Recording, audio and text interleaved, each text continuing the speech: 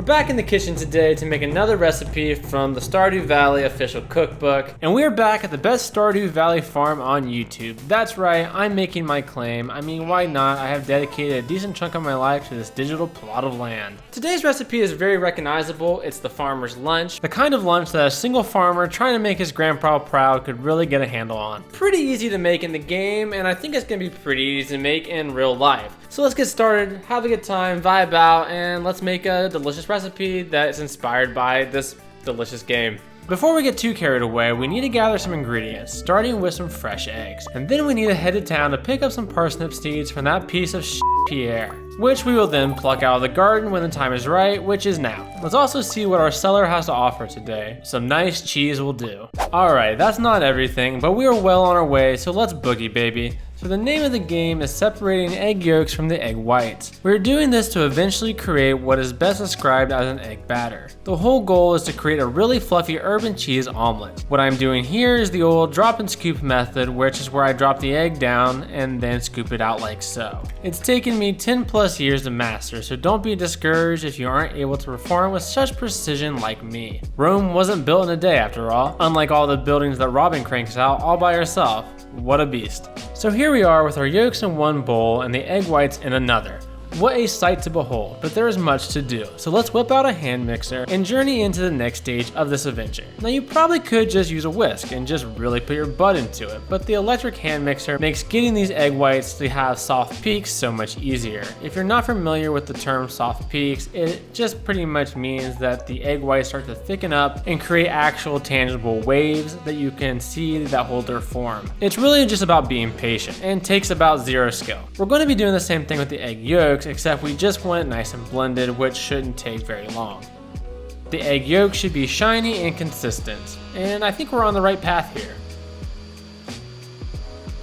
The eggs are looking mighty fine overall, so let's see what this mouth breather has to say. So here in my hands are 4 legendary parsnips. This was the crop to grow at the beginning of every one of our Stardew Valley farm games, whatever you want to call it. So what we're going to do is we're going to peel it, we're going to cube it, and then we're going to roast it in the oven with some like maple syrup and some olive oil. Throw it in with some arugula and make like a roasted parsnip arugula salad to go with our omelet that we're going to be making down the road. Do any of you cook frequently with parsnips? I only ask because this is definitely my second time ever doing so. They aren't the most common root vegetable in my neck of the woods, I will tell you that. I will also tell you that they kind of kick butt. They're pretty unique in flavor, very crisp and earthy, so I was hyped to try to use them in a salad, especially when I saw that maple syrup will be involved. I'm getting ahead of myself a little bit though. We do have to get these bad boys cubed up first.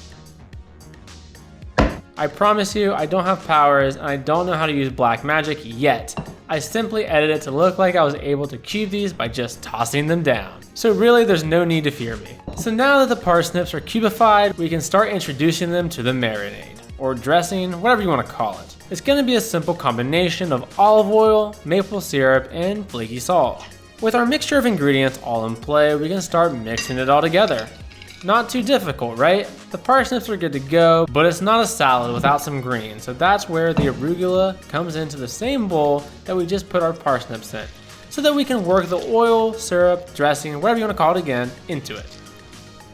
Alright, now that's looking pretty good, and we can set that aside now before we start going to town on prepping some herbs for flavoring our omelet. Here before us we have some tarragon, parsley, rosemary, and thyme. All powerhouses in their own right. I think my favorite of them is probably tarragon though. It's so unique and powerful. Like a man with a jetpack or a kid back in the day with 5 pieces of Exodia. With herbs like these, I'm sure we're about to make something special. Let's be real though, the ingredient we really care about is the cheese. So let's continue on with prepping and go find some. Now I know what you're wondering. What type of cheese are we going with today? Well, the answer, my friend, is smoked applewood Gruyere. It sounds fancy, I know, but it was pretty cheap from Aldi's. So do yourself a favor and go buy some the next time you go, or don't. It really is just up to you. So most of the prep work is done. So let's take a look at all that we have accomplished so far. Parsnips laid out on the baking sheet to go into the oven. We have our arugula and herbs chilling out together, talking shop and bonding over the fact that they are both green. Overall, the kitchen is in good order, but as I was walking through, I felt a gentle swipe of a paw batting against my leg. So let's bend down and take a second to appreciate my boy Biscuit trying to put in the work to help get this recipe taken care of. Okay, so the next step is to get the parsnips into the oven to crisp up so that we're able to mix them into our arugula. The residual heat from the parsnips should be enough to wilt the arugula a little bit, which will be nice for all you texture fiends out there. We are firing on all cylinders and we can't turn back at this point. There's just too much at stake. So ladies and gentlemen, the time is now to start folding the egg yolks into the egg whites. We need to start off gradually so we don't overwhelm the egg whites. They get stressed easily. The egg batter is looking mighty fine if I do say so myself. With the pan starting to warm up, we need to get a decent amount of butter in to melt for flavor and to make sure that the pan doesn't stick. We can now start cooking up this omelet. One thing to note is I am taking a big risk here, cooking the eggs on a stainless steel pan. The odds are stacked against me, and I should have definitely gone with a non-stick option, but mama didn't raise no bitch, so we carry on. With the heat set on medium-low, the egg batter should set pretty quickly. It's still got a little ways to go. In the meantime, we can start thinking about getting our herbs and cheese into the fold. Make sure you cover it to your liking. I'm a big believer that more cheese is the better, but it's really up to you. When the omelet has set, we are going to carefully fold the sides towards the middle.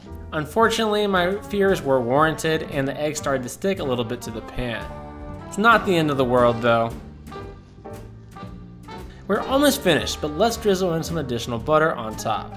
And just like that, as if it were magic, our farmer's lunch has come together beautifully. The combo of yellow, white, and green is pleasing to look at, and the smell of maple syrup and smoked applewood cheese fills the room. Admittedly, the omelet isn't the most gorgeous thing in the world, but it's effective, and I think the flavor will be there. At the end of the day though, I think I am most excited for the parsnip salad.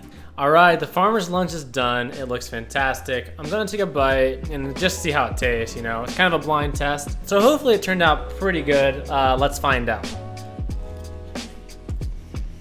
The omelet is fantastic. Let's move on to the parsnip salad. The omelet is so fluffy and so airy and just so earthy with all those herbs, and it's balanced out so well with that cheese. And honestly, my favorite part might actually be the parsnip salad.